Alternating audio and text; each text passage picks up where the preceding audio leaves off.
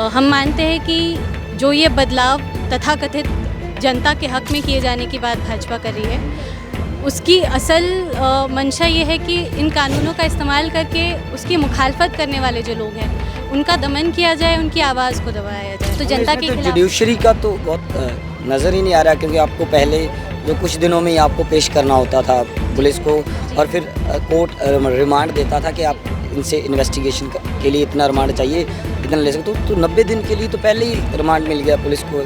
सरकार ये कह रही है कि आप पुराने डंडे के बदले एक नया डंडा लीजिए और उस नए डंडे से आप भारतीय जनता पर शासन में हमारी मदद कीजिए।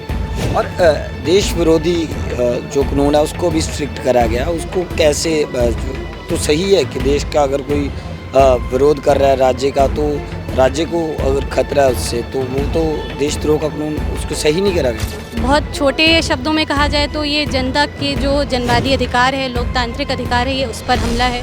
भारत में कुछ नए कानून लाए गए हैं और कुछ नागरिक इनका विरोध दर्ज करवा रहे हैं। क्या वजह है कि उन्हें इसके खिलाफ नारेबाजी करनी पड़ रही है और इन कानूनों को जलाना पड़ रहा है? ख़ास तौर पे हम देखें तो जैसे नए क्रिमिनल लॉज, उसमें जो कुछ चेंजेस हैं उसको भारतीय न्याय संहिता में बदला गया है। तो ये सारा कुछ क्या है, क्यों नागरिक विरोध कर रहे हैं? हालांकि सरकार हमेशा कहती है कि वो कुछ बदलाव के लिए, कुछ अच्छे के लिए, कुछ और बेहतर करने के लिए ऐसे कानून लाते हैं या उसमें चेंजेस है जो करते हैं। आईपीसी को बदला गया, बात करते हैं। मैम आप पहले अपना नाम ज़रूर बताइए। वृषाली। क्या मसला है कि आप आज विरोध दर्ज करवाने आए हो?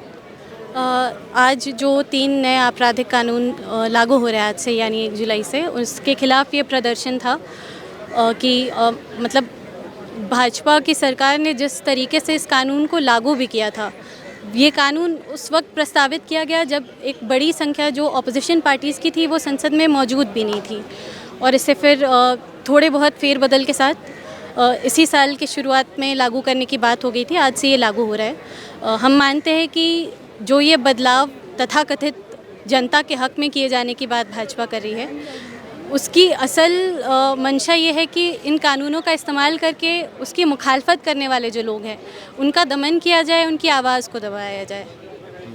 किस तरह से ये काम जो करेंगे, किस तरह से नागरिक के लिए खतरनाक है, या उसकी आवाज़ को कैसे दबाते हैं? देखिए, जैसे नागरिक सुरक्षा कानून के नाम पे जो नई चीज़ें लागू की जा रही हैं, उसमें पुलिस वालों को अब 90 दिन तक उनकी जो तफ्तीश होती है वो चल सकती है। पहले ये था कि आप 15 दिन तक ही किसी को न्यायिक हिरासत में रख सकते हैं, और न्यायिक हिरासत के बगैर आप किसी को लॉकअप में नहीं रख सकते हैं। लेकिन अब ये बदलाव होने के बाद आपको 90 दिन की छूट है। आप जिसको गिरफ्तार कर रहे हैं, आप बिना चार्जशीट दायर किए, आप बिना कोर्ट में उनकी पेशी किए 90 दिन तक जो चाहे उनके साथ कर सकते हैं। आप उनकी संपत्ति इस नाम पे कुर्क कर सकते हैं कि ये जो संपत्ति है उन्होंने किसी अपराध के तहत ये इकट्ठा की है।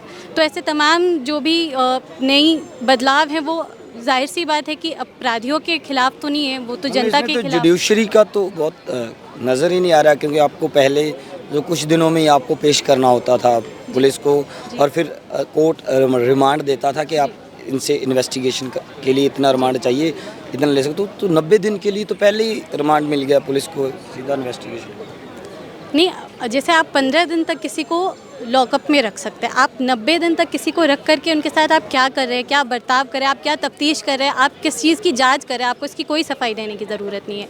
तो इस बात की क्या गारंटी है कि इसका इस्तेमाल गलत तरीके से नहीं किया जाएगा? जो मौजूदा कानूनी आप उसमें ही देख लीजिए, आज के समय में ये तथाकथित जो पुलिस की कार्रवाइयाँ होती हैं उसमें कितने लोग ऐसे तमाम जेलों में बंद है जिनकी कोई गलती भी नहीं है, जिनको गलत तरीके से कन्विक्ट किया गया है।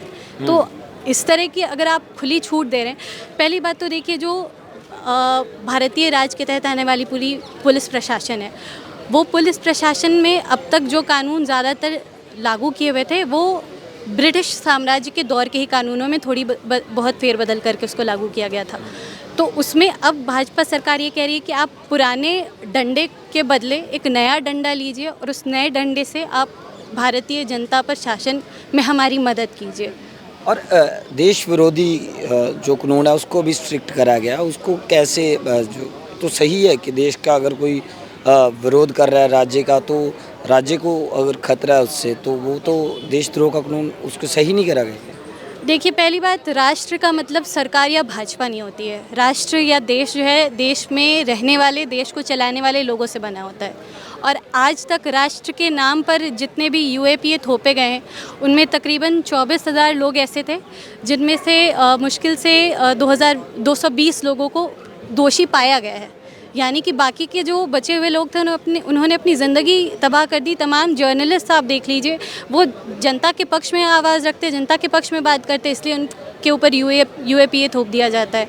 तो अब तक आपने ऐसे कानूनों का इस्तेमाल कहाँ किया है? अब तक आपने ऐसे कानूनों का इस्तेमाल देश के हक़ में, यानी कि जो मेहनत करने वाली जनता इस देश को चला रही है, उसके हक़ में बोलने वाले लोगों को आपने बंद करने के लिए इसका इस्तेमाल किया है। आप विरोध कर रहे हो, आगे भी बहुत सारे कानून आए, फार्मर भी काफ़ी देर जो प्रोटेस्ट उनको करना पड़ा, पर क्या ये कानून वापस लेगी सरकार, या फिर नागरिक इसको कैसे देखेंगे? ये तो लागू होंगे, अब आ चुके हैं, पास हो चुके हैं, तो ये तो अपना काम करेंगे, फिर लोग इसको कैसे देखेंगे, या सरकार इसको कैसे देखेगी प्रैक्टिस में? देखिए, बहुत छोटे शब्दों में कहा जाए तो ये जनता के जो जनवादी अधिकार है, लोकतांत्रिक अधिकार है, ये उस पर हमला है।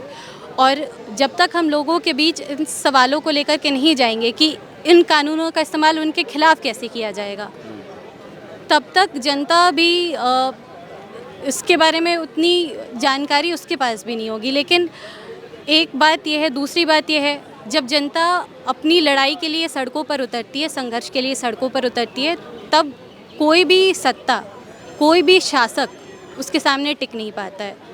हो सकता है आज हो ना हो सकता है एक लंबी लड़ाई के बाद हो, लेकिन असल जो मसले हैं उनके लिए आप लड़ना कभी नहीं छोड़ते हैं, जनता को उसके बारे में आप जागरूक करना कभी नहीं छोड़ते हैं, और बेशक हर चीज़ बदलती है।